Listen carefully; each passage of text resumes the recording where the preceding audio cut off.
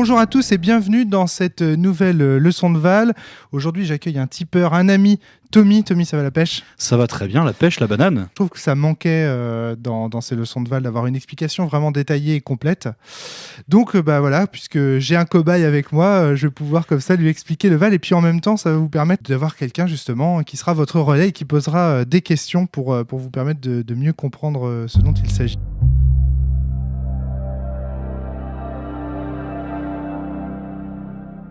Le Val, donc c'est un jeu de mémoire et de stratégie qui se joue avec un jeu de 54 quarts. Puisqu'on y laisse, en fait, on va y laisser les deux jokers, le joker rouge. Alors ici, c'est pas très visuel, hein. J'ai écrit joker rouge sur la carte parce que vous savez, je ne sais pas si vous savez, mais il y a peu de jeux en fait qui contiennent des jokers rouges et des jokers noirs.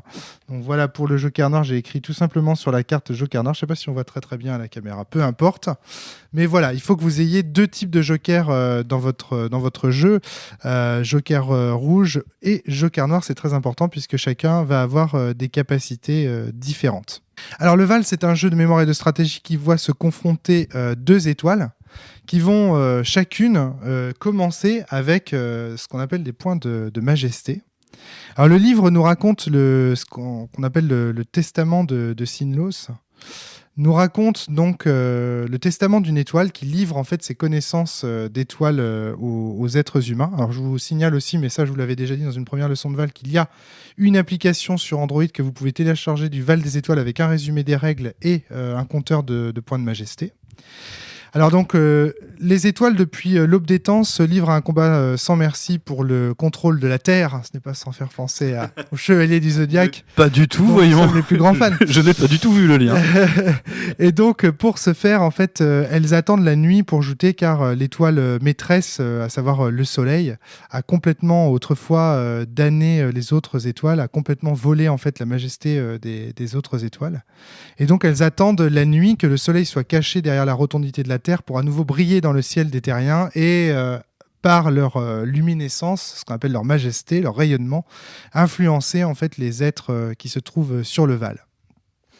Alors Sinlos, donc, qui est une étoile, se dit mourante dans son testament. Donc c'est le tout premier Val, le Val dit de Sinlos. Vous entendez parfois dans les pods Val du cast ou dans les parties commentées les joueurs parler du Val de Sinlos. Eh bien c'est celui tout d'abord que je vais apprendre ici à Tommy, puisque c'est le Val de démo. Alors dans le testament de Sinlos nous raconte que autrefois il n'y avait que des éthérés, des créatures faites de lumière. Et ces éthérés ont un jour découvert un artefact mystique qui a exercé sur eux une certaine fascination, qui est la sphère noire. Et ces éthérés donc ont commencé à percer en fait des trous dans la sphère pour y jeter en fait leur regard. Et ce faisant, en fait, la sphère a aspiré leur majesté et ils se sont rendus compte en fait en regardant dans la sphère qu'ils pouvaient réaliser dans la sphère tous leurs rêves. Et ça a créé la Terre jusqu'au jour où justement Hélios, donc le mieux connu par les terriens sous le nom de Soleil, au lieu de mettre son œil et de projeter ses rêves, a mis sa bouche à sa serrure et a aspiré en fait une grande quantité de matière noire, rapprochant la Terre que les étoiles avaient tout ensemble contribué à créer de sa propre serrure et de son propre œil en fait. Gros égocentriste. Voilà, il en a pris le contrôle, exactement. Un gros égo, ce bon Hélios. C'est autour de lui que tourne tout, etc. C'est un mégalo, n'est-ce pas ? Donc, le testament de Sinlos nous explique que les étoiles entre elles se livrent à un combat sans merci pour le contrôle de la Terre et qu'elles utilisent en fait à l'heure actuelle leur majesté pour récupérer en fait le contrôle de toutes ces parties de la Terre que Hélios leur a dérobées. En gros, elles veulent briller suffisamment pour récupérer le contrôle, en fait. C'est ça, attirer le regard des humains et éventuellement influencer le destin des humains. Parce que Hélios les étoiles ont créé collectivement les humains, mais aujourd'hui, les humains n'ont Dieu que pour Hélios. Ils ne regardent que lui. Si tu prends les Égyptiens, par exemple, ils ont voué un culte infini au soleil. Les Incas ne parlent que de soleil. Tout tourne autour du soleil. C'est lui qui nous fournit notre principale source d'énergie, et donc les humains sont fascinés par le soleil.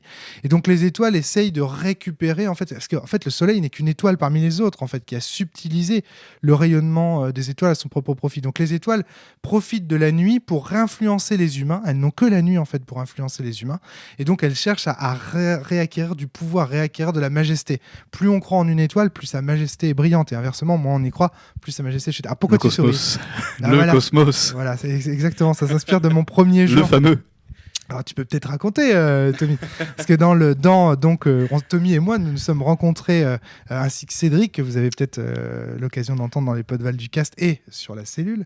Nous nous sommes rencontrés à l'occasion d'un jeu de rôle amateur que j'avais créé, un jeu de rôle des Chevaliers du Zodiaque. Merveilleux Saint Seiya, que de souvenirs des années et des années passées à jouer à ce jeu. C'est clair. Qui était parfois cheaté sur les règles, mais c'est pas grave, l'important c'était le cosmos de toute façon. Voilà, et qu'est-ce qu'on s'est marré, quoi. Et justement, Tommy a raison de signaler que le cosmos dans ce jeu dépendait justement de la croyance qu'on avait. C'est-à-dire que le cosmos des dieux dans ce premier Saint Seiya dépendait justement de la croyance que les hommes accordaient à tel ou tel dieu. Et comme les dieux s'étaient tous réincarnés dans cet univers, hein, pas dans les Chevaliers du Zodiaque, ce n'est pas le cas, mais dans cet univers, tous les dieux s'étaient réincarnés en même temps, et bien c'était une guerre politique de pouvoir pour savoir lequel d'entre eux attirerait le plus de croyants et donc aurait le plus de cosmo-énergie. Effectivement, c'est la même chose dans le Val.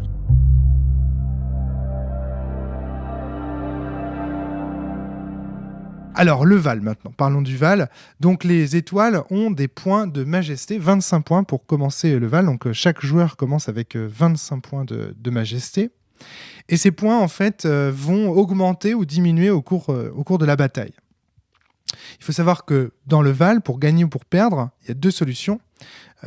Pour gagner, on peut soit arriver soi-même à 100 points de majesté, auquel cas on brille à tel point en tant qu'étoile qu'on éclipse complètement l'autre, exactement. N'oublie pas de parler dans ton micro. Donc on éclipse l'autre, pardon. C'est ça, exactement. Ainsi que le soleil, tu vois, qui lorsqu'il se lève, occulte complètement la lueur des autres étoiles. Ça, c'est la première condition de victoire, c'est-à-dire si on arrive à 100 points de majesté, on a gagné.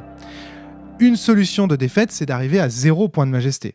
On est éteinte, et donc dans ce cas-là, n'ayant plus de majesté, eh bien je meurs en tant qu'étoile, je cesse d'exister sur le Val, et pour les humains, je cesse tout simplement d'être un objet de culte, de croyance, etc. Et donc mon influence se perd.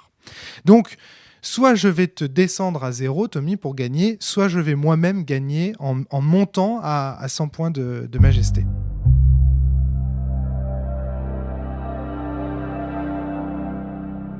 Pour ce faire, on va utiliser les 54 cartes dites de la source. La source dans le Val, c'est l'origine de toute chose. C'est de là que tous les êtres viennent et c'est là où ils iront après leur mort. Néanmoins, pendant la bataille, les êtres qui se meurent vont dans ce qu'on appelle la rivière de la mort. La rivière de la mort, c'est le cimetière. Dans Magic, si vous êtes joueur de Magic, vous savez que la défausse aussi, on appelle ça dans les jeux de cartes ordinaires, le cimetière, la défausse. C'est l'endroit en fait où toutes les cartes qui ont été utilisées. Je vais pas réussir à retourner un visage. Si, quand même, voilà, un personnage qui arrive. Ça, c'est voilà, le roi de cœur. Voilà, si dans le cimetière, il n'y a pas de personnage, on comprend rien. Donc, voilà, vous voyez ici, par exemple, il y en a un qui est mort, là. Et tout ça, donc, ce sont les ressources cardinales des êtres. On verra ça après. Donc, ce qui est important à comprendre, c'est que la rivière de la mort, je remets bien le tapis, la rivière de la mort, c'est là où vont toutes les cartes qu'on a jouées au cours de la partie et qui sont justement mortes. Et cette rivière va séparer le Val en deux versants. Ton versant, Tommy, et mon versant à moi. Et sur ces versants, donc là j'ai imprimé pour Tom, j'ai imprimé l'aide de jeu de CERN, pardon. Alors, je vous le rapproche de la caméra. L'aide de jeu de CERN.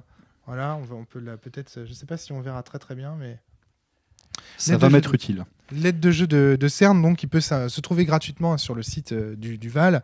Et je vous invite vivement à télécharger si vous suivez cette vidéo de façon à avoir avec nous en fait les explications. Hop, un petit coup de pinard, c'est les étoiles ont soif aussi. Pas déconner quand même. Donc, est-ce qu'on pourrait parler de coteau plutôt que de versant du coup?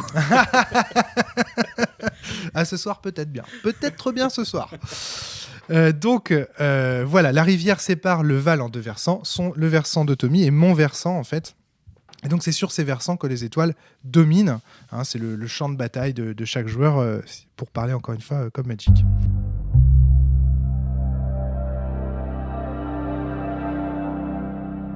Alors dans le Val, chaque joueur dispose en fait d'une main. Donc ça, vous le voyez, hein, si vous avez assisté un petit peu aux vidéos qu'on enregistre sur le Val, chacun a comme ça une main et donc on va jouer des cartes de sa main. Alors, et donc on va se livrer à une guerre comme ça de versant à versant. Sur le Val, les étoiles posent des personnages que sont en fait les figures du jeu de cartes traditionnel. Donc le valet de carreau, la dame de carreau, le roi de carreau et compagnie et compagnie. Et en fait, chaque personnage est définie par ce qu'on appelle ses ressources cardinales. Il existe 4 types de ressources cardinales. Vous vous en doutez, ce sont les 4 couleurs du jeu de cartes. La première ressource, c'est celle dite du cœur, qui va se positionner. Donc on ne peut mettre à gauche, qui va se positionner à gauche du personnage. Donc on ne peut mettre à gauche du personnage que des ressources comme ça de cœur. 7 de cœur, 6 de cœur, 5 de cœur. Qui va se positionner à gauche du personnage. À gauche pour symboliser le côté Le du côté cœur. où se trouve le cœur, exactement. Alors le cœur, c'est quoi ? C'est la gentillesse du personnage, c'est son amour, sa bonté. C'est...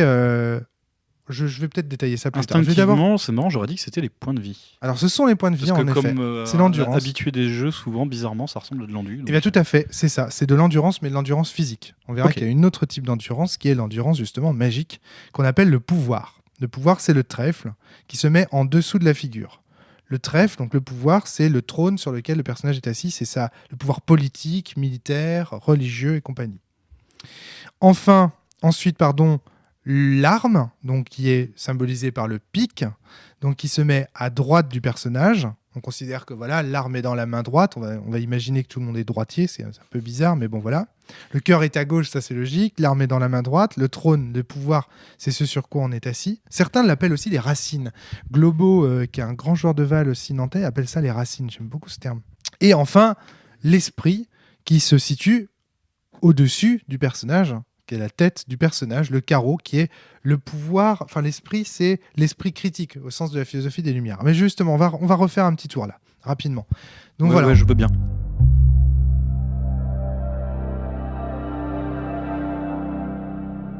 Ici, on a 4 ressources. Alors, le cœur, c'est justement endurance physique, la vitalité, le fait de faire de bonnes actions, c'est le bien du personnage. Les gens qui ont un grand cœur, ce sont des gens gentils, héroïques, qui font du bien à leur étoile, qui font le bien autour d'eux. Positif, quoi. C'est connoté positivement, exactement. Utiliser son cœur dans le Val, c'est faire une bonne action qui va enrichir la valeur de son étoile. Et donc, de fait, quand un personnage comme celui-ci en ce moment est en train d'utiliser son cœur, eh bien, il fait gagner à l'étoile de la bonne réputation et de la majesté. Pour information, il a retourné le 7 de cœur. Et voilà, c'est le 7 de cœur qui est retourné. Je pense qu'on le voit bien. Enfin, j'espère qu'on le voit bien. Et on a changé un petit peu le cadre de façon à ce que vous voyez mieux les cartes, parce que c'est vrai que vous ne voyez pas des masses les cartes au départ. Le cœur, le bien, on l'a vu tout à l'heure. Tout à fait, on était parti sur le fait que c'était connoté positivement. Exactement. Et donc, comme tu le disais très justement tout à l'heure, c'est aussi c'est l'endurance physique. Si je veux attaquer ce personnage et si je veux lui arracher son cœur, en d'autres termes le tuer, eh bien, je vais devoir lui infliger 7 blessures exactement. D'accord ? Donc là, ici, effectivement, c'est son endurance L'importance physique. Des valeurs, comme dirait notre ami de Camelot, là, en l'occurrence, c'est là qu'on la trouve, quoi. Exactement, Ok. tout à fait. Et pas uniquement là. Quand j'utilise, par exemple, ce personnage avec son cœur, c'est-à-dire quand je lui demande de faire une bonne action pour mon étoile, eh bien, il me permet ici, comme c'est un 7 de cœur, de gagner 7 points de majesté. Si j'étais à 25, je passe donc à 32 points de majesté. Tu vois l'idée ? Ah ok, donc ça a quand même une sacrée importance. Donc c'est une ressource qui permet à la fois de défendre son personnage pour éviter qu'il ne meure, mais c'est aussi une ressource qui te permet de gagner des points. Et je rappelle que quand on est à 100, on a gagné. Donc ça peut être intéressant. Et donc, est-ce que ça fonctionne qu'avec le cœur, ce gain de points ? Absolument, ouais. Il n'y a que le cœur qui peut te permettre de gagner de la majesté. Donc l'esprit, non, pas Alors, spécialement. on va voir ça justement.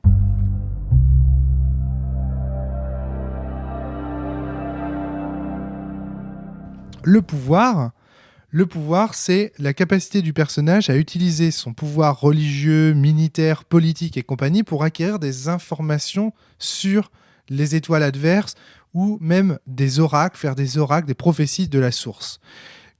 Utiliser son pouvoir, c'est toujours envoyer un réseau d'espions, partir à la recherche d'informations.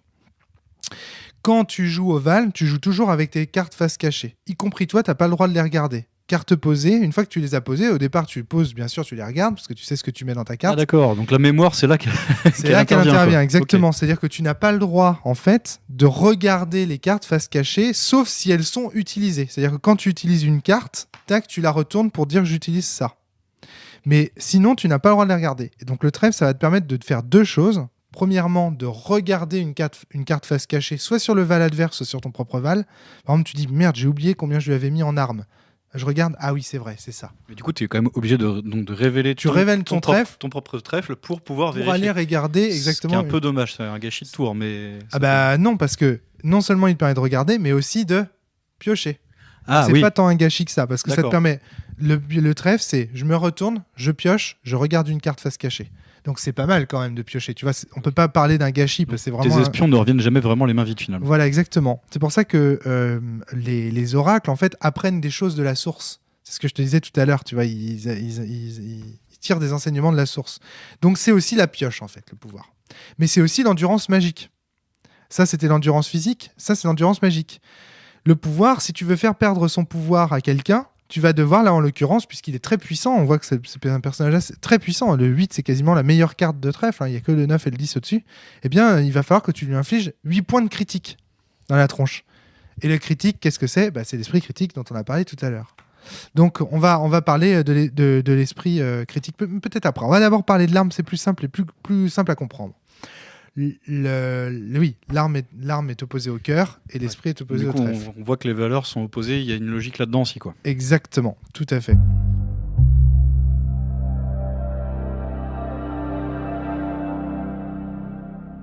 Donc l'arme, qu'est-ce que c'est ? L'arme, c'est le fait de faire le mal, d'aller attaquer militairement le versant adverse. Pour attaquer militairement le versant adverse, il faut prendre pour cible quelqu'un. Par exemple, tu as quelqu'un sur ton val, je dis, lui, je l'attaque, je lui inflige 5 blessures. C'est, contrairement à Magic dans lequel on déclare ses attaquants et le défenseur déclare ses bloqueurs, dans le val, c'est l'attaquant qui dit qui il attaque et comment il l'attaque. Ça, c'est une distinction de taille. Quand il n'y a plus de cœur à battre sur le versant de l'adversaire, à ce moment-là, le pic peut prendre directement pour cible non plus les cœurs qui battent sur le versant adverse, mais directement la majesté de l'étoile. Alors c'est là que je vais donc te poser une question. Je t'en prie, n'hésite pas. C'est fait Admettons pour. que j'ai deux figures. Ouais. Tu as choisi la première, tu as attaqué son cœur, tu as gagné. Ma première figure est morte. On peut le mettre en situation. Allez, mettons en situation. Mettons en situation. Voilà, Attends, t'as un roi. Bon, le problème c'est que le roi de cœur, il a des bonus en cœur, alors ça va pas marcher. Je mets là. Mettons ta sac en face. Voilà.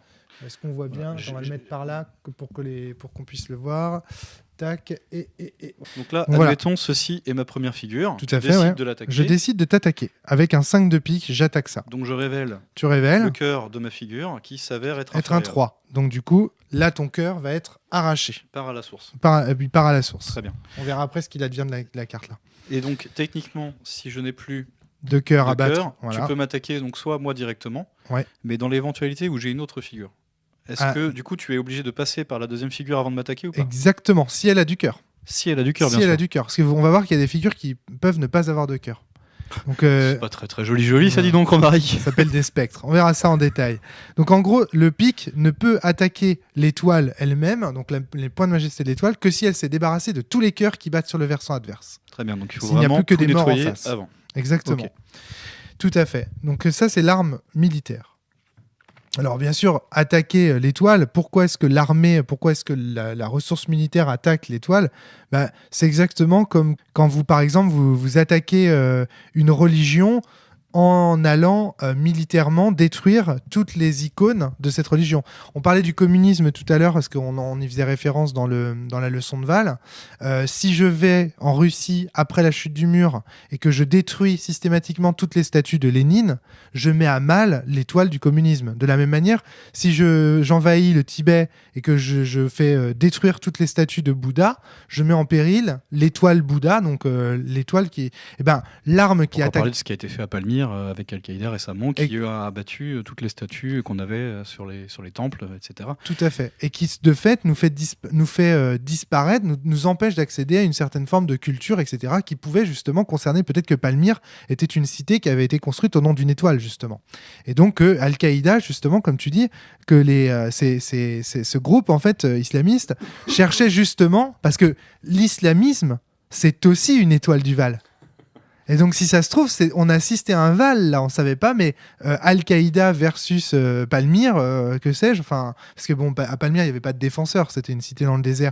Mais tu vois ce que je veux dire, c'était peut-être un Val, peut-être qu'il n'y avait plus de cœur, etc., etc. Donc, effectivement, tu fais bien de relier tout ça à l'actualité. Et le Val, c'est un combat qui est symbolique, mais qui est aussi ancré comme ça dans le réel. Donc, effectivement. Donc voilà, je pense qu'on a bien compris ce que c'était que le pic.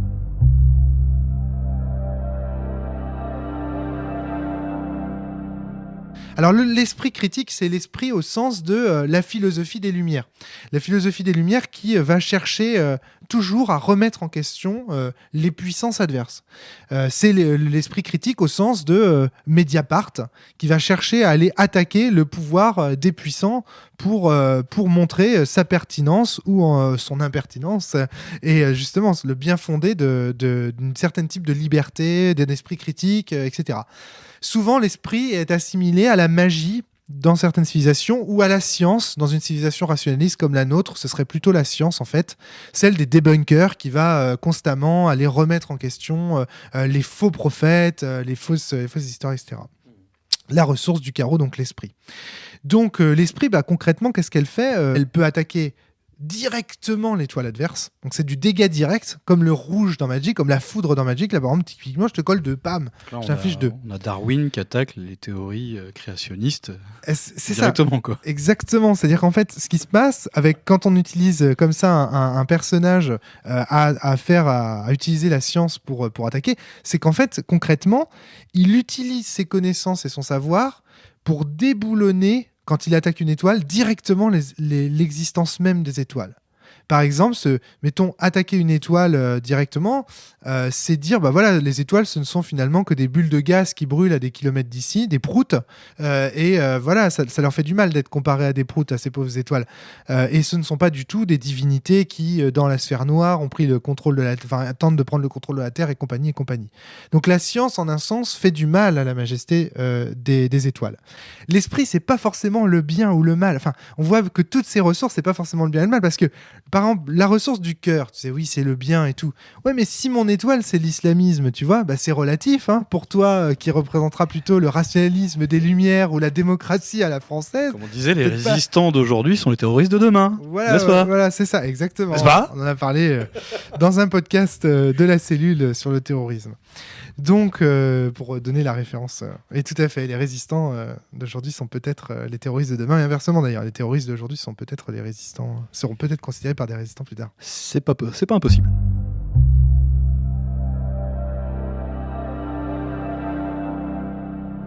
Alors, on résume rapidement. Le cœur, c'est la vie, les PV. Les armes, c'est ce qui va permettre d'attaquer les PV, donc la défense physique et l'attaque physique, la défense physique. Et puis ici, on va dire la défense magique et l'attaque magique. Sans oublier que la défense magique permet quand même de piocher, quand même le truc à pas oublier, quoi. Oui, voilà, c'est ça. La défense magique permet aussi de piocher. Et celle-là, de gagner des points. Donc, celle-là, c'est des trucs qui vont m'avantager moi. Et celle-là, c'est des trucs qui vont aller désavantager l'adversaire. Attaque, défense, si j'ose dire. Ou renforcement, tu vois. Donc, rapidement, pour bien comprendre, si on prend... pour résumer tout ce que j'ai dit sur les ressources cardinales jusqu'à maintenant, si on prend ce personnage, on voit que c'est quelqu'un de relativement bon pour son étoile. C'est quelqu'un de très puissant au sein de son versant. C'est pas quelqu'un de très intelligent. Il n'a qu'un 2 de carreau. Et puis, c'est un militairement quelqu'un d'assez moyen. Il est moyen, tout court, puisqu'il est à 5 précisément. Donc c'est plutôt quelqu'un de défensif, cet accompli. Parce que oui, c'est un accompli. Parce que chaque figure va avoir sa formation.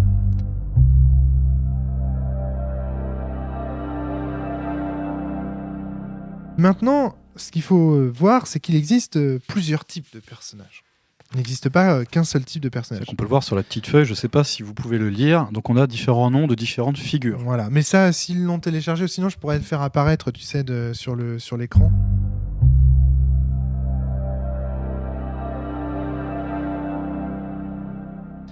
Alors la première des formations qu'il faut comprendre... Elle est professionnelle ?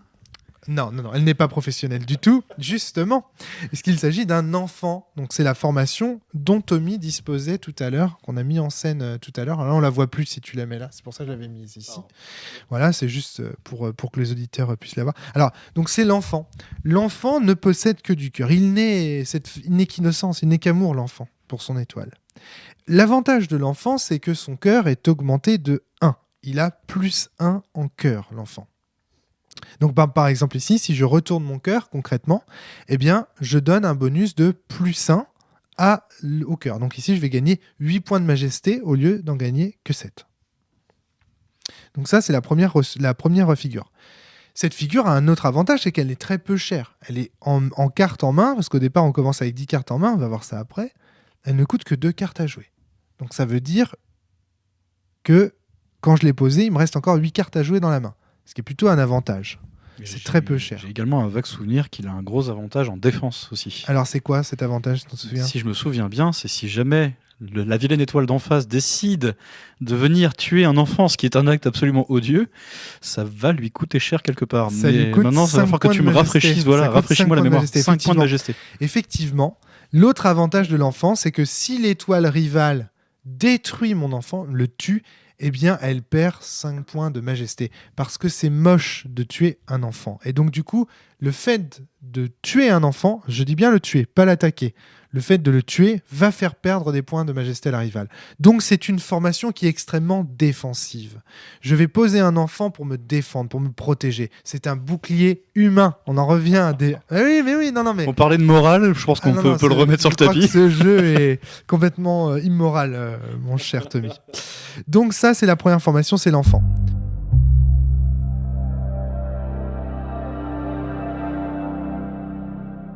La deuxième des formations, c'est le chevalier. Le chevalier ne possède pas de pouvoir personnel. Il est tel Lancelot, un chevalier errant qui ne se bat, le paladin qui ne se bat que pour son étoile et qui n'a pas d'autre... C'est pour ça que tu parlais de racines tout à l'heure, là en l'occurrence... il est déraciné. Il n'en a pas, quoi. Exactement, Okay. tout à fait. Donc l'avantage du chevalier, c'est que son arme est augmentée de 1. Il a un bonus de plus 1 en arme du fait d'être un chevalier. Il est méchamment stuffé. Il est, on va dire, plus susceptible d'entrer dans des conflits militaires. Alors, l'avantage qu'il a aussi, c'est de ne pas avoir de trèfle, parce que du coup, voilà, il est au moins à l'abri de ce côté-là. Et donc, il n'a qu'une seule sensibilité, mais on va voir que ça peut être aussi un défaut, c'est que il ne peut être attaqué qu'au cœur. Mais ça veut dire aussi que si je lui arrache son cœur, eh bien, il va mourir, parce qu'il va devenir une formation inconnue du Val. On le verra, ça on verra par la suite quand on parlera des enterrements. Juste après les formations, je vous parlerai des enterrements. En fait, le chevalier, finalement, c'est une ressource d'attaque. C'est une formation d'attaque qui coûte quand même 4 cartes. Donc c'est la moyenne. La plupart des formations coûtent 4 cartes, en fait. Donc c'est une moyenne. C'est une figure assez moyenne, mais qui est bien pratique pour aller chercher le bonus en plus 1. Lui, si on le tue, on ne perd pas de majesté. Il n'y a pas de conséquences. En gros, c'est de la piétaille, quoi. C'est de la piétaille.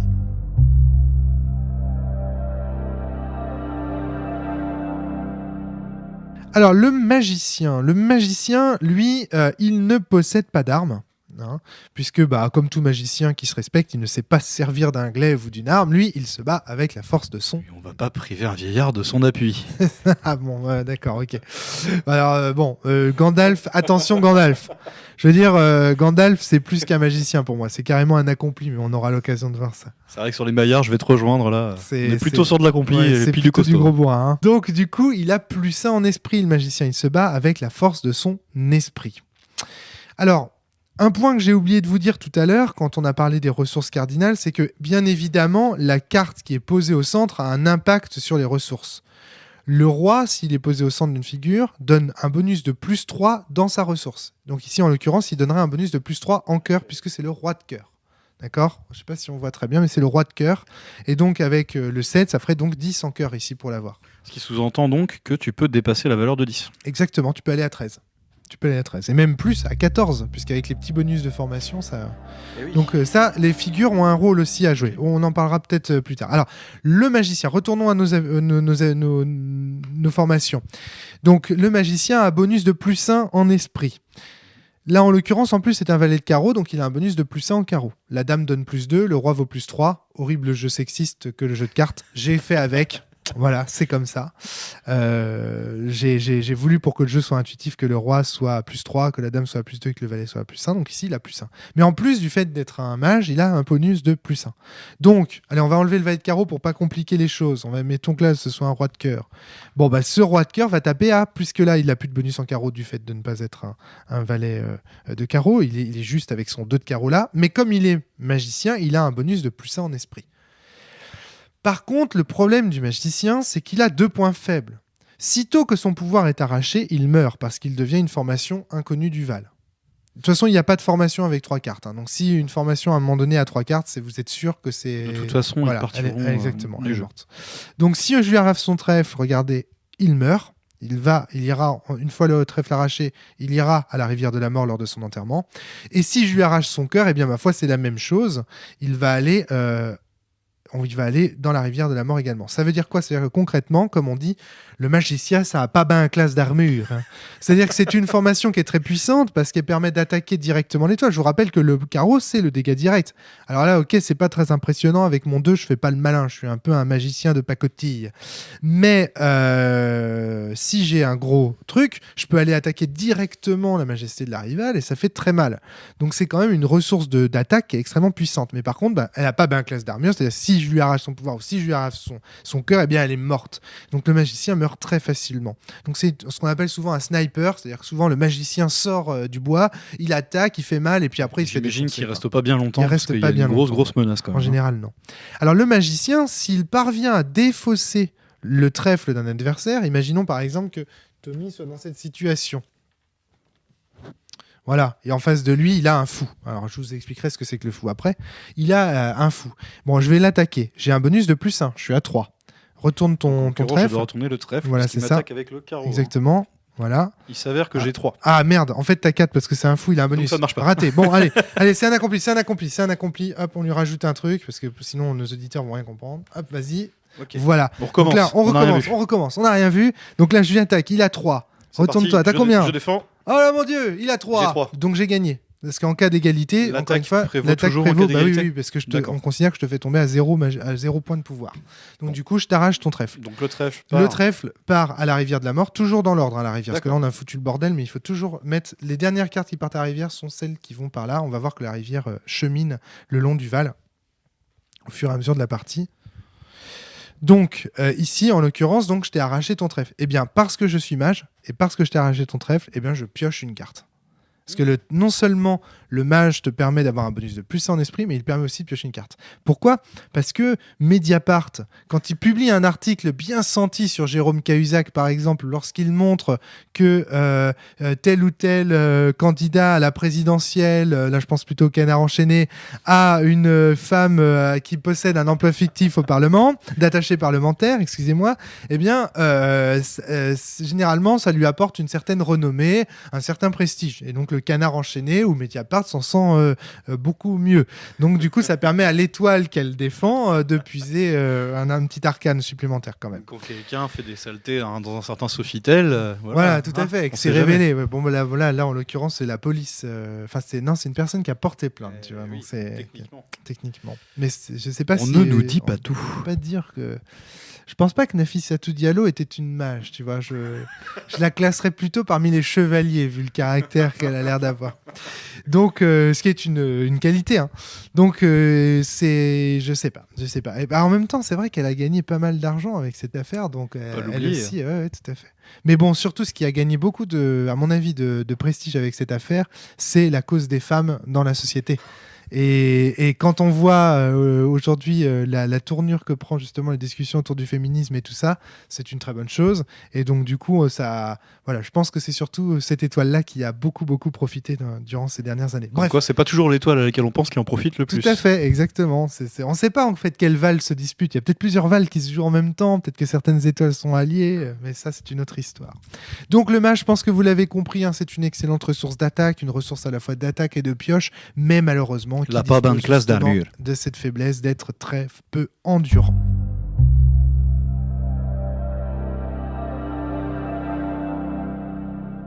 Le fou, dont on parlait tout à l'heure, le fou, donc, c'est une formation.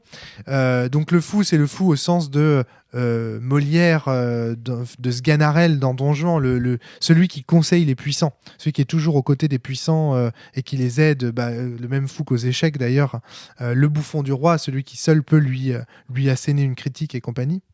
Et donc le fou, lui, dans le Val, c'est plus, on va dire, un oracle, un diseur de bonne aventure, quelqu'un qui conseille les puissants et qui va apporter des bonus à la source. Madame Soleil. Le fou, c'est un Madame Soleil, exactement. Le fou, c'est un moteur de pioche. Quand on retourne son trèfle, contrairement aux autres formations, eh bien, on pioche 2 cartes à la source. En Val de Sinlos, quand le fou retourne son trèfle, on va piocher 2 cartes à la source. Donc c'est un moteur de pioche, le fou. Il permet de piocher davantage. En plus, il a un petit bonus, son pouvoir est augmenté de 1. On verra que c'est pas un bonus très important pour le fou. Parce qu'en général, les fous vont être attaqués au cœur ou à un endroit. Personne n'aime voir son adversaire piocher beaucoup de cartes. Voilà, c'est ça. En général, le card advantage, dans tous les jeux de cartes de stratégie et compagnie, c'est souvent quand même un élément clé en fait, du duel. Donc effectivement, c'est un moteur de pioche. Le problème du fou, c'est que, pareil que le magicien, il n'a pas bien classe d'armure. Si je l'attaque au cœur, il devient une formation inconnue du Val, il meurt. Si je l'attaque au trèfle, il devient une formation inconnue du Val. Il perd ses racines, il disparaît. Exactement. Donc, c'est un moteur de pioche, ce cher fou. Donc, il est très très bien pour faire des oracles, faire des prophéties, piocher des cartes, regarder des cartes chez l'adversaire, enfin regarder une carte chez l'adversaire. Quand il se retourne, j'ai dit piocher 2 cartes et regarder une carte, évidemment. Parce que tu peux toujours systématiquement, quand tu retournes le trèfle, regarder une carte de toute manière. Exactement. Quelle que soit la formation que tu auras. Ouais. Le trèfle aura toujours cette capacité-là. Toujours cette capacité-là, exactement. C'est bon à savoir. Ouais. Toujours. Donc voilà.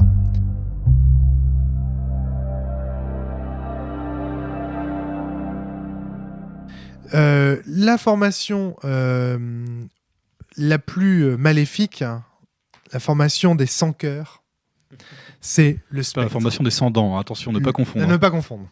Le spectre n'a pas de cœur. Il est un mort-vivant, un être qui a perdu l'amour de sa vie, le sang dans son cœur, une espèce de vampire, un être comme ça un peu féerique et maléfique, un démon, qui donc ne possède pas de cœur. Et quand il arrive sur le Val, parce qu'il est maléfique, il rend le Val de l'étoile très brumeux, très sombre, très sinistre. Sa simple présence sur le Val fait perdre 5 points de majesté à l'étoile, qu'il a invoqué pour se battre à ses côtés.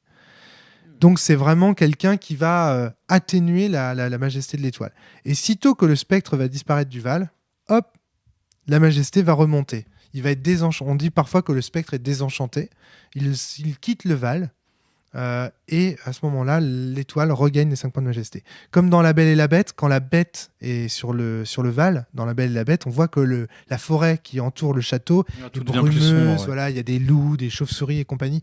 Alors que sitôt que la bête, en fait, redevient, que son cœur lui est rendu, eh bien, ce qui est impossible dans le Val. La rose, voilà, refleurit, et du coup, la forêt redevient... donc, la majesté de l'étoile redevient en fait normale. Est-ce qu'on voit un parallèle avec l'enfant ou pas, du coup Parce que d'un côté, il y en a un qui nous fait perdre automatiquement des points de vie, entre guillemets, si j'ose dire, de la majesté. Et le seul moyen, quelque part, de contrer le spectre, ce serait peut-être de faire... Fais attention à ton micro, n'oublie pas. Peut-être éventuellement de refaire un enfant à côté. On en parlera, mais effectivement, tout à fait. Il y a même un nom de formation particulier. Enfin, on verra ça après, si ça te dérange pas. Mais comme quoi, c'est intuitif, parce que moi, voilà, je me rappelle que très vaguement les règles, mais on voit les mécanismes apparaître d'eux-mêmes, et c'est vraiment intéressant. Yes. Enfin, on voit les potentialités en fait stratégiques dans ce jeu. D'accord, ok. Dès le départ. Bah là, ça me parle en fait. Moi, je pense que justement, oui. Après, comme je dis, je suis un faux naïf parce que j'y ai déjà joué il y a très longtemps, certes. Ouais.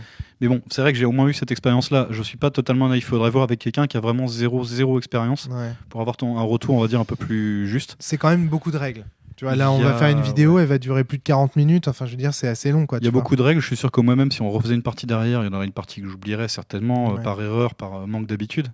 Mais l'histoire aide à supporter. Quand on a la trame derrière, mine de rien, ça aide à suivre. Enfin, en tout cas, c'est mon point de vue. Ça, c'est ce que disent beaucoup de gens. Ça tombe bien, on me le demande ce soir, j'en profite, j'abuse. Donc le spectre, effectivement, une formation maléfique. Et comme toute formation maléfique, elle va donner des pouvoirs sur la rivière de la mort. Et son premier pouvoir, c'est que tant que je contrôle un spectre en tant qu'étoile, si j'ai un spectre sur le Val, chaque fois que je pourrais piocher une carte à la source, je peux choisir à la place de piocher la carte du dessus de la rivière de la mort. C'est vicieux, ça. Donc, imaginons par exemple que j'ai un fou et un spectre. Je vais peut-être même les former, on va voir. Je ne sais pas si les gens vont bien voir, mais bon voilà, je vais mettre un fou. Donc il possède du pouvoir, je lui mets donc un trèfle. Il possède du cœur, je lui mets un cœur. Et il possède une arme. C'est vraiment un pourri de l'arme. Il a rien du tout, il est tout pourri ce truc. Je vais décider de piocher 2 cartes. Mais j'ai un spectre. Chaque fois que je pourrais puiser une carte à la source, je peux choisir à la place de piocher celle-ci. C'est-à-dire que tu n'as même pas besoin d'activer quelque part ton spectre, sa simple présence te donne une option en plus. Exactement. C'est-à-dire soit je pioche 2 cartes ici, avec le fou, puisque je me permets de piocher 2, soit je pioche une carte ici et une carte là. Parce qu'en plus tu peux pas nacher. Tu peux pas nacher. C'est cheaté ça. Ouais, c'est super bien. Soit tu pioches 2 cartes directement ici. Donc le spectre en fait te permet d'aller chercher, mais attention, uniquement la carte du dessus. C'est pour ça que quand tu enterres tes figures, au moment de l'enterrement, il faut faire attention à l'ordre dans lequel tu mets tes cartes. La première carte qui part, c'est celle qui est arrachée. Et ensuite, quand tu fais l'enterrement de la figure... C'est à toi, victime, de décider de l'ordre. De décider de l'ordre, absolument. Non, donc c'est pas l'assassin qui décide. Non, c'est la victime qui décide. C'est l'étoile qui a perdu sa formation qui procède à son enterrement. Donc, le spectre te permet de piocher des cartes à la rivière. Ça, c'est un premier pouvoir. Mais il a un autre pouvoir, c'est que c'est un paratonnerre. Comme je l'ai dit précédemment, quand l'étoile rivale utilise son esprit, elle peut prendre directement pour cible l'étoile rivale. C'est du dégât direct. Ou alors les pouvoirs des adversaires. Mais quand le spectre est sur le Val, quand on attaque à l'esprit, on doit attaquer le spectre, on doit prendre le spectre pour cible de l'attaque. Ça veut dire concrètement que si tu m'attaques avec ton carreau ici, là je suis incapable de te toucher toi en tant qu'étoile directement. Exactement, c'est le spectre forcément qui prend les coups. En gros, il faut limite faire un exorcisme de ton versant avant de te taper. Quoi. Exactement. Regarde ici comme cette position par exemple est très intéressante. J'ai un spectre à 8. Si tu veux attaquer ce fou, il est complètement débile, il est nul ce fou. Ah ouais, mais tu peux pas le prendre pour cible. Parce que si tu attaques au carreau, tu n'as pas le droit de le prendre lui pour cible. Tu dois prendre le spectre pour cible. En l'occurrence, là, comme on peut le voir, son spectre en face est plutôt costaud. Il est plutôt costaud. Et donc, du coup, il va faire paratonnerre, ce qu'on appelle paratonnerre. C'est-à-dire qu'il va focaliser les attaques du carreau adverse. Et uniquement de l'adversaire. Évidemment, si moi j'attaque au carreau, je ne vais pas cibler mon spectre. Je vais cibler soit le tien, soit toi directement, ou alors tes formations. Donc d'où l'intérêt, quand on fait une formation de ce type-là, de penser à mettre un trèfle quand même particulièrement costaud. Et sinon, ça n'a pas grand intérêt. En général, les spectres ont des trèfles puissants, effectivement. Alors là, ici, si on prend cette stratégie, ma stratégie est très bonne, finalement. Parce que j'ai mis un gros cœur sur mon fou, n'ayant que faire de son pouvoir, et j'ai bien raison d'en avoir rien à foutre de son pouvoir. T'as évité de gaspiller une carte bêtement de trèfle sur l'autre, en fait. Exactement.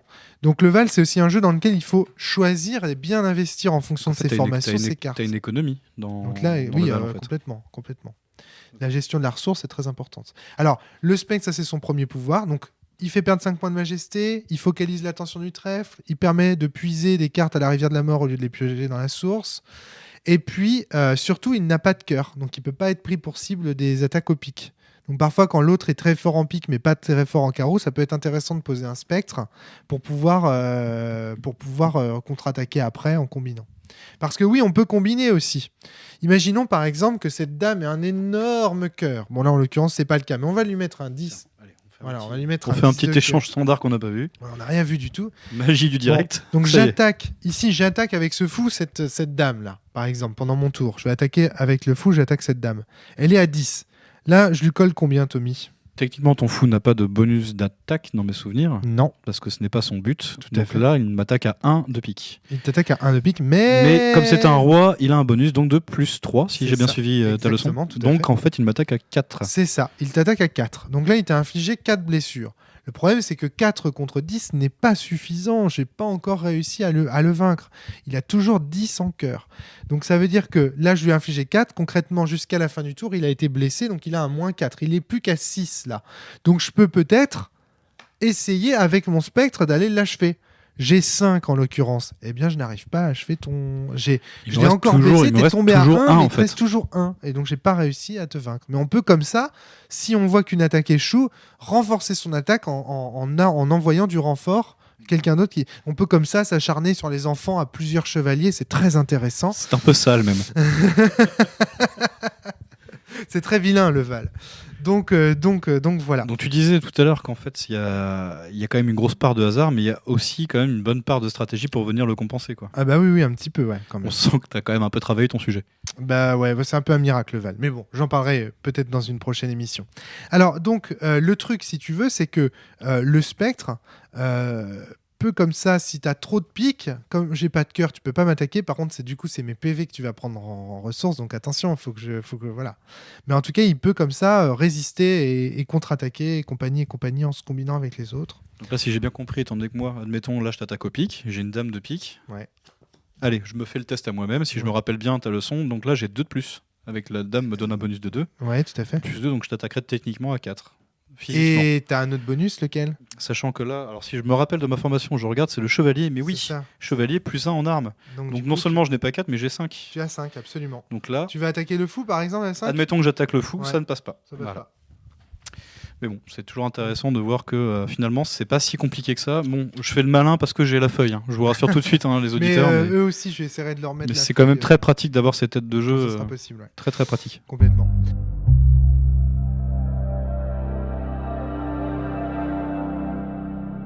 La dernière formation qu'on n'a pas vue ensemble, c'est celle de l'accompli.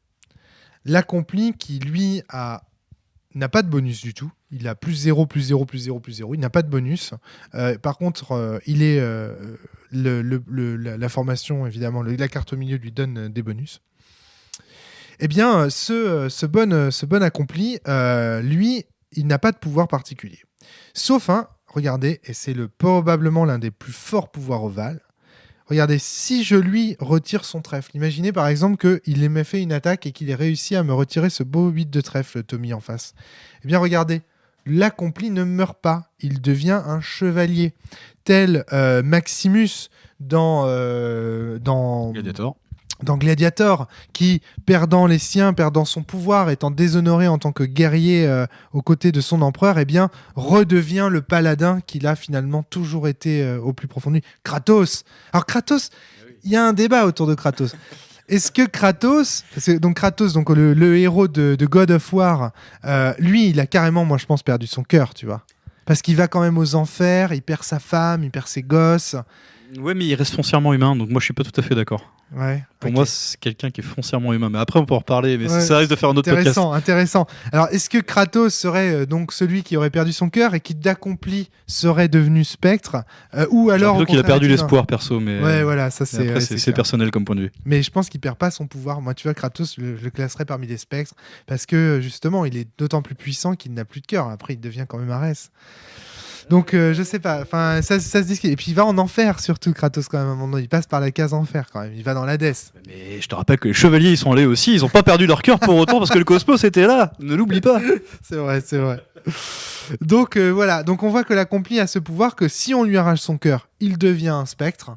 Tel, donc, justement, cet homme qui a tout perdu, y compris la vie, ce vampire, ce Louis, ce Lestat, qui a perdu le... Alors, Lestat, c'est compliqué parce que c'est pareil, il perd son cœur, mais il ne manque pas de sang ni de vitalité. Mais disons, Louis, qui perd son cœur et paf, il devient un vampire, il devient un spectre sur le Val, un spectre errant qui ne se nourrit plus que de rats, etc.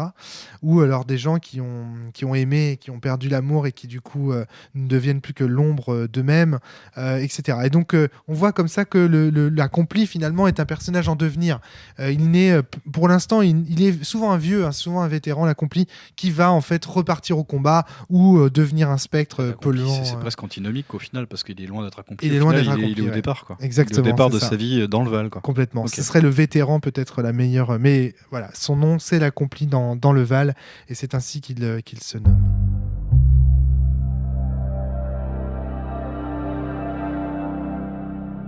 Donc du coup, en fait, dans le Val, on va être en fait confronté à des choix liés à nos mains et liés à des stratégies et liés à des moments dans la partie. Qu'est-ce que je pose avec ma main ? Est-ce que j'investis 5 cartes dans un accompli, sachant que c'est quasiment la moitié de ma main ? Est-ce que je mets 4 cartes dans une formation peut-être plus spécifique, un attaquant, un défenseur et compagnie. Donc voilà. Ça va être une grande part des choix stratégiques dans le Val.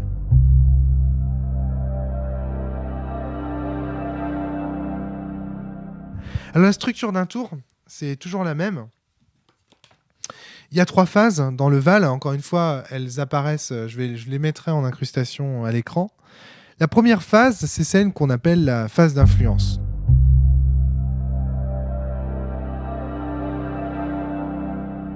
La phase d'influence, c'est le moment où, en tant qu'étoile, je joue les cartes qui se trouvent dans ma main. Donc, par exemple, je vais décider, donc, je ne sais pas si, encore une fois, vous voyez très très bien, parce qu'on a... Non, je ne pense pas que le plan soit heureux, mais bon, voilà. Je vais décider, en fait, de jouer une carte de ma main. Par exemple, en tant qu'étoile, je peux choisir soit... Jouer une carte, ça veut dire quoi? Ça veut dire jouer une carte de la main et faire son effet. Par exemple, je peux décider de jouer mon 7 de cœur, de le mettre directement à la rivière. Logiquement, ça te donne 7 points de majesté. Exactement, okay. C'est ça. Si je joue ça, Tommy, ça me donne quoi? Techniquement, 5 de pique. Ça fait supposé infliger 5 dégâts physiques. Si je n'ai pas de défense, ça doit m'attaquer moi, non? Ça va t'attaquer toi, mais là, en l'occurrence, puisque tu en as, ça va attaquer forcément ce cœur. Donc ça vient taper. Alors, ce qui signifie que tu peux l'utiliser également en complément d'une figure? Exactement. Par exemple, si j'ai une formation sur le Val, comme ça, tac, mettons un chevalier. J'ai un chevalier sur le Val, d'accord? Je vais prendre... Donc, je joue de la main. Pendant ma phase d'influence, je joue une carte de ma main. Tac, je te colle 5. Ça me force à me révéler déjà dès le départ. Exactement. Donc là, on voit que je suis à 10. Tiens, t'as 10. Okay. J'utilise mon chevalier pour t'attaquer. J'ai 3, plus 1, 4, plus 1 parce que c'est un chevalier. Je suis à 5, cette fois-ci, j'ai réussi à t'avoir. Okay. Ce qui est rigolo, parce que tu as vu tout à l'heure, avec les mêmes cartes, j'avais pas réussi à t'avoir. Et donc, c'est juste le fait de jouer... Donc, c'est la formation là qui vient de changer la donne. Quoi. Exactement. Donc, si on était parti sur l'idée que tu avais un accompli, tu te rends compte que ton accompli n'aurait pas pu suffire à me tuer. Ouais. Pourquoi ne pas le transformer en chevalier, et tenter alors, de revenir à l'assaut, moi, je peux pas transformer mon accompli en chevalier. Si moi j'avais fait l'erreur, admettons, d'attaquer ton trèfle, exactement, j'aurais pu moi-même me mettre dans la situation de me faire tuer derrière. Quoi. Exactement, c'est ça. Ok. Donc, jouer une carte de la main quand on est une étoile, ça veut dire ça. Ça veut dire soit je joue une carte directement de la main, mais quand je joue une carte directement de la main comme ça, elle est perdue. Elle va directement à la rivière. Soit je pose... Deuxième solution pour la phase d'influence, je pose un personnage sur le Val. Il peut s'agir d'un enfant, d'un accompli, d'un mage, de tout ce que je veux, même d'un spectre. Souvent, les gens sont étonnés que les spectres puissent être posés dès le départ, mais oui, on peut poser un spectre dès le début. C'est tout à fait permis.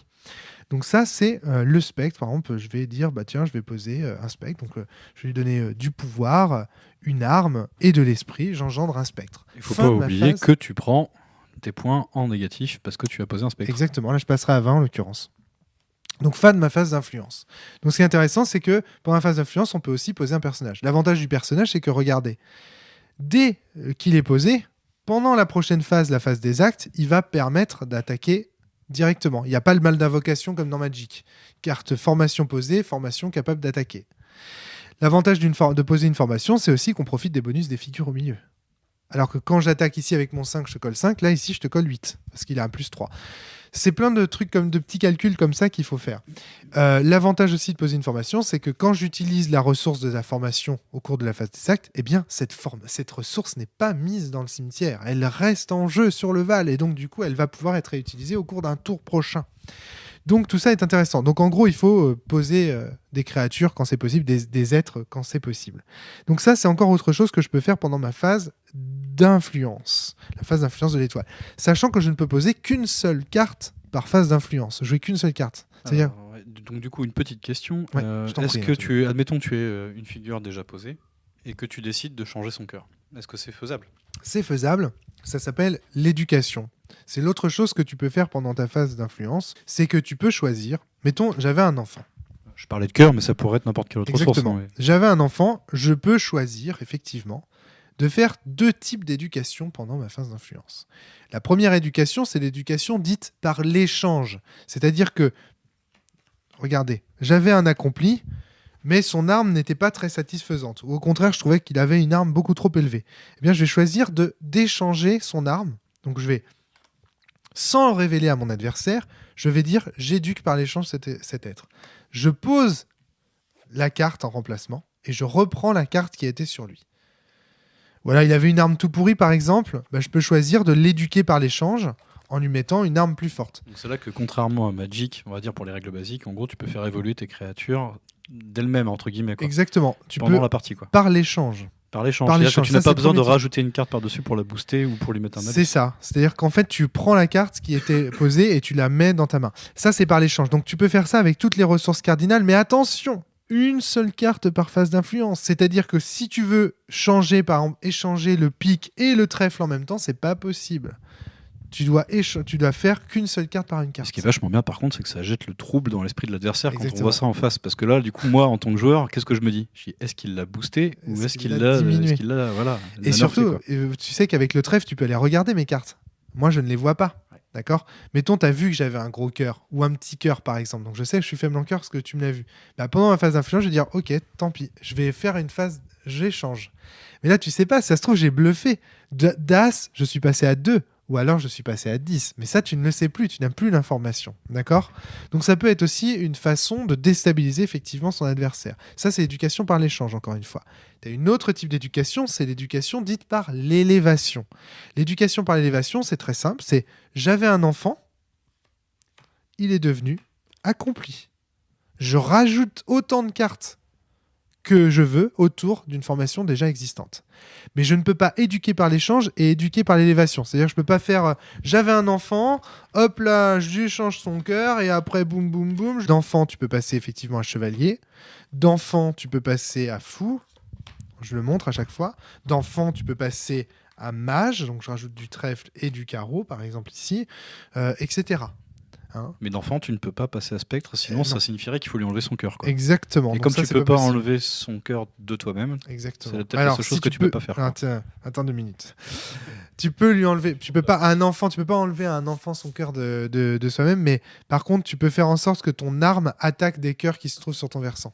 Tu peux retourner l'arme contre toi-même. Ça te coûte 5 points de majesté de le faire, et ça peut être bien pratique. On dit que l'arme est traître. L'arme est tranchante, je crois. Donc ça veut dire qu'en gros, l'arme peut permettre d'aller, pour se construire des spectres, un peu comme ça, choisir. C'est très rare, les joueurs l'utilisent très rarement. Méchante allégorie du suicide quand même. Hein. Voilà, c'est ça. Ouais. Du suicide ou alors du suicide plutôt version assassinat parfois. Donc je peux éduquer en chevalier un enfant, en fou, etc. ou directement en accompli d'ailleurs. Le fou, par exemple, peut s'accomplir aussi. Peut devenir un accompli. Par l'élévation, tu vois, j'étais un fou, hop, tac, je m'accomplis. Donc ça, c'est encore des choses qui sont de l'ordre du possible. Donc, mais par contre, je ne peux pas éduquer par l'échange et par l'élévation le même tour. Mais de toute façon, chaque fois que j'effectue une action en tant qu'étoile pendant ma phase d'influence, je passe directement à la phase suivante. Je ne peux faire qu'une action par tour. Je ne jette qu'une carte par tour. Je ne fais qu'une éducation par l'échange. Je ne fais qu'une élévation. Je ne fais qu'une formation. Je ne pose qu'une figure. Je ne joue qu'une carte. C'est horrible. C'est horrible. On n'a pas assez d'actions. C'est horrible. C'est hyper, vous allez voir, c'est hyper... c'est un peu frustrant. Quoi. Voilà. Donc, une fois que tu as posé ça, tu peux encore attaquer ou pas ? Parce que tu as dit qu'il n'y avait pas de mal d'invoque. Exactement. Donc, tout à fait. Si tu as éduqué, quelle que soit la manière dont tu l'éduques, derrière, tu peux quand même l'utiliser. Exactement. C'est pas si frustrant que ça, finalement. Non, ça va. C'est vrai. Donc, une fois que la phase d'influence est terminée, on passe directement à la phase des actes. La phase des actes, concrètement, c'est le moment où les personnages que j'ai posés sur le Val vont pouvoir agir. Alors, imaginons, par exemple, que je sois dans cette situation. Eh bien, ici, je vais faire agir... Oh, j'ai oublié quelque chose sur la phase d'influence. Retour rapide, retour en arrière. La phase d'influence, très important. Vous ne pouvez pas jouer de votre main une formation que vous avez déjà sur le Val. Si vous avez un accompli sur le Val, vous ne pouvez pas jouer un autre accompli directement de la main. Valable pour toutes les autres formations ? Toutes les autres formations aussi. Je suis donc pour la politique de l'enfant unique. Merci de le savoir maintenant. Voilà, l'enfant unique, exactement. Tout à fait. On n'a pas le droit de poser qu'un seul enfant, c'est sûr. Le spectre, si j'ai un spectre sur le Val, je peux pas poser un autre spectre en jeu, c'est pas possible. Enfin, je peux pas poser un autre spectre en jeu, c'est pas possible. Et surtout, je ne peux pas lui rendre son cœur. C'est impossible. On ne peut pas rendre son cœur à un spectre. On ne peut pas éduquer par le cœur le spectre. On ne peut pas lui rendre la vie. Un mort est mort. Alors que je peux rendre son pouvoir à un accompli à qui on aurait enlevé son pouvoir, tu vois. Donc, il y a quand même des limites à ce qu'on peut faire. Bah heureusement, ouais. Tu peux pas toujours ressusciter tes personnages et tout, parce que sinon l'accompli serait tellement pété sinon. Et déjà qu'il l'est. Voilà, exactement.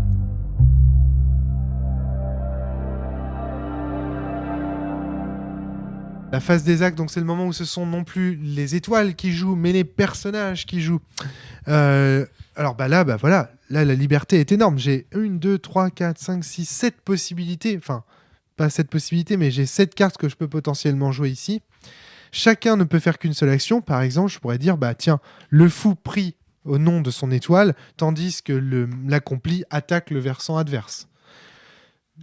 Donc là, en l'occurrence, si le fou prie pour moi, regardez, ça fait 3 plus 9, 12 points de majesté gagnés, c'est pas mal. Et s'il accomplit attaque, ça fait 7 points chez les créatures adverses, c'est quand même pas mal. Je pourrais faire ça. 7 points, sachant que le roi, c'est 3 points. 8 points, pardon. Effectivement. C'est pas sûr que Merci. je suis. Non, tout à fait. Tu suis, c'est bien, très bien. Donc, du coup, je pourrais aussi dire, bah tiens, le fou va me permettre de piocher 2 cartes, tandis que cet accompli va partir à la bataille. Ou alors, tandis que cet accompli va utiliser un sort pour déstabiliser les pouvoirs adverses. Je pourrais employer lui à attaquer et lui à attaquer également. Bref, je peux combiner. Mais attention, chacun ne peut utiliser qu'une seule des cartes qui se trouvent autour de lui.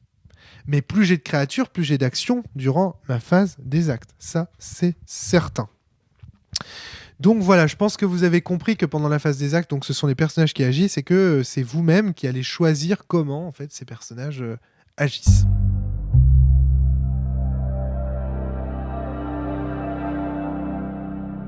Maintenant, la phase de la source. La phase de la source est très simple. Au cours d'une phase des actes, tiens, regardez, on va en jouer une devant vous.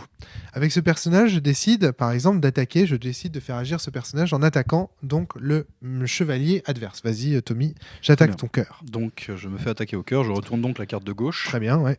Donc, tu prends 8 en tout. Tu étais à 10, tu passes à 2. Voilà, je passe à 2. Bon, je sais que j'ai un as ici, donc j'ai pas assez pour le tuer concrètement. Donc, je vais décider, plutôt que d'aller m'acharner, de piocher 2 cartes dans l'espoir de trouver des solutions à mon problème, parce que pour l'instant, je ne peux pas abattre ce chevalier. Et maintenant, surtout, il sait que ici j'ai un 10 de cœur. Voilà, j'ai appris que tu avais un 10 de cœur. D'ailleurs, ce fou m'a permis de piocher 2 cartes, et ça me permet aussi d'aller regarder une carte face cachée sur ton versant, puisque j'ai toujours le droit de regarder. Je le retiens, j'ai pas le droit de le noter, hein, je le retiens, etc. Concrètement, tous les personnages ont agi ce tour-ci, puisque mes personnages, en tout cas, ont agi ce tour-ci. Celui-ci a pioché, celui-ci a attaqué. Donc, on va finir la phase des actes, on va la terminer. On retourne, c'est ce qu'on appelle la phase de la source, c'est la fin de tour, la phase de la source. On retourne toutes les cartes qui ont été employées par les étoiles face contre terre. Retournez face cachée si vous préférez. Et je puise une carte en tant que joueur actif, c'est moi qui puise une carte. Donc, on pioche en fin de tour dans le Val, contrairement à Magic, dans lequel on pioche en début de tour. On retourne et on pioche. C'est une façon de... En fait, c'est marrant, c'est qu'on dégage ces créatures finalement en fin de tour, on pioche en fin de tour. Ouais, je vois bien l'analogie, c'est complètement inversé. Ouais. Et ben voilà, vous avez absolument toutes les règles pour jouer. Il ne vous manque que quelques détails maintenant pour jouer que je vais vous expliquer là.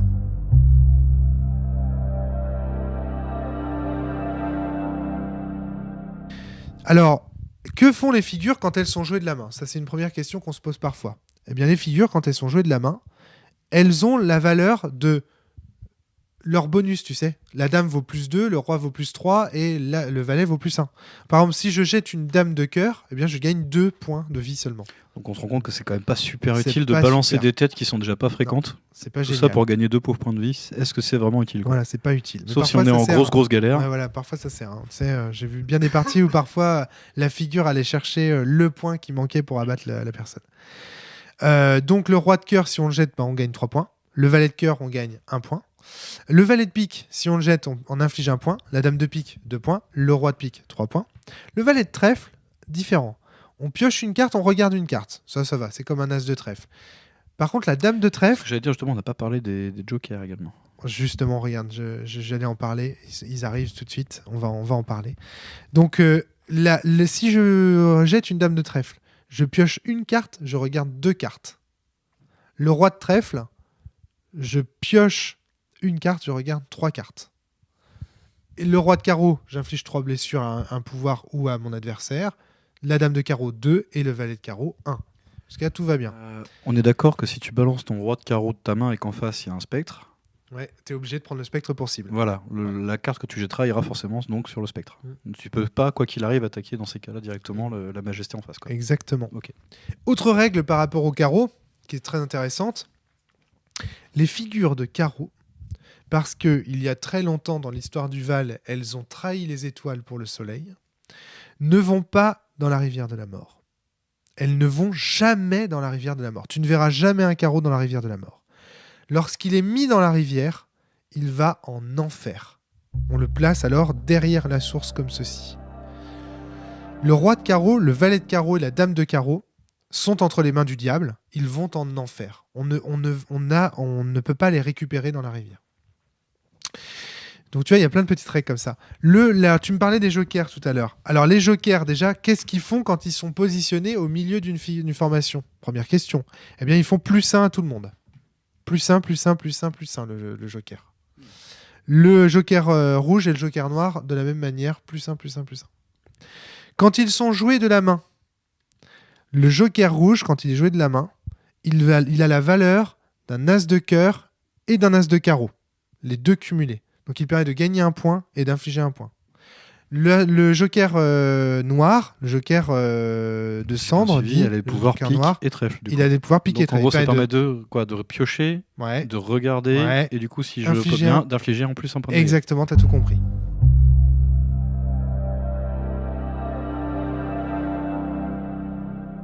Dernière règle spécifique, c'est que on peut, quand on joue un accompli en Val de Sinlos, on peut choisir de tricher et de mettre dans le cœur de son roi ou de sa dame la dame de la même couleur que lui. Tu te souviens de cette règle-là ? Oui, ça y est, ça me revient, cette fourberie. Règle dite de l'amoureux.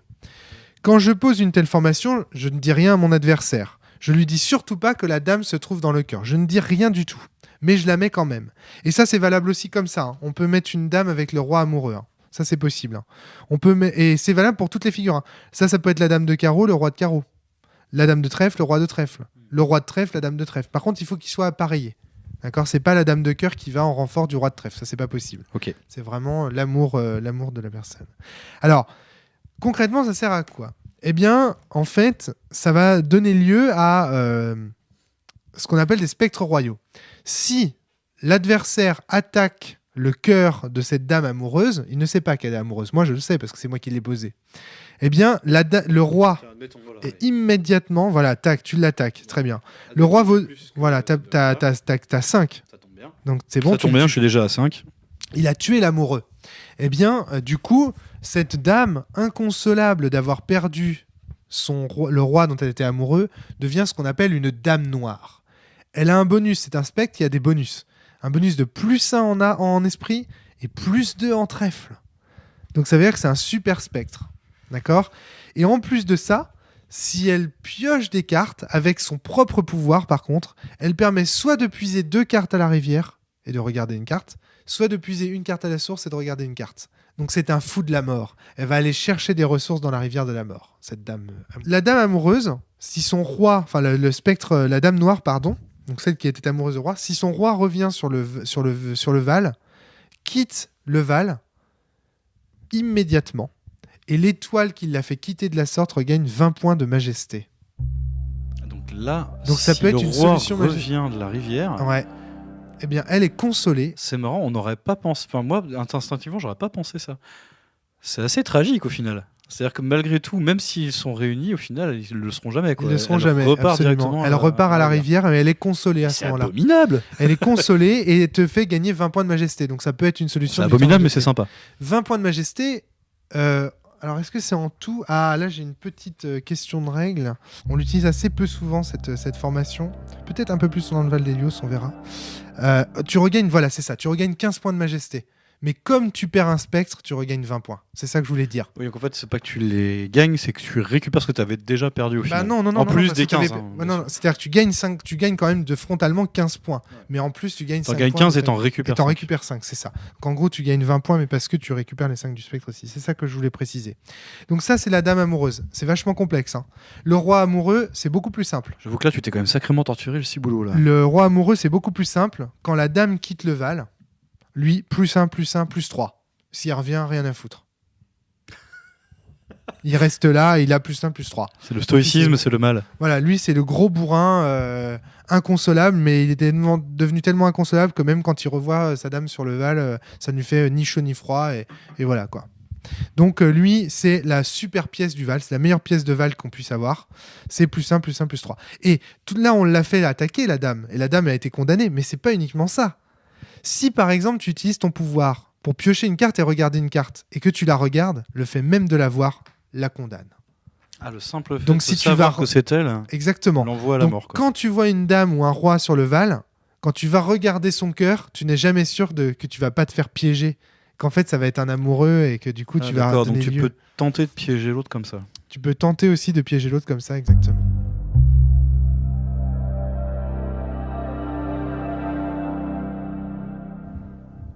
Donc voilà, là je crois vraiment avoir fait le tour des règles du Val. Je crois qu'on a vraiment fait le tour. Je t'ai tout expliqué, en tout cas pour le Val de Sinlos. Merci en tout cas Romaric, parce que ça me fait un bon rappel. J'avais bien oublié pas mal de règles au final. Non, mais c'est clair, c'est très complexe. Il y a beaucoup de règles, c'est le problème du jeu. C'est un problème, vraiment un problème. Et encore, là je t'explique que le Val de démo. C'est que le Val de Sinlos. Oui, c'est la base. On verra après l'Antares et on verra après l'Hélios si tu le veux bien. Mais par contre, je précise quand même que la linéarité, le fait d'expliquer le contexte, de le réancrer un peu dans le mythe que tu as créé autour, ça aide vachement. Quoi. Ouais, je pense. Il faut garder un fil conducteur, je pense, quand tu l'expliques, parce que je sais pas pour les auditeurs, mais moi, ça m'a aidé à comprendre la logique en fait. D'accord, ok. Ouais. Si tu sépares, en gros, il y a peut-être des gens à qui ça parlera d'aller dans la théorie pure. Moi, c'est pas mon cas.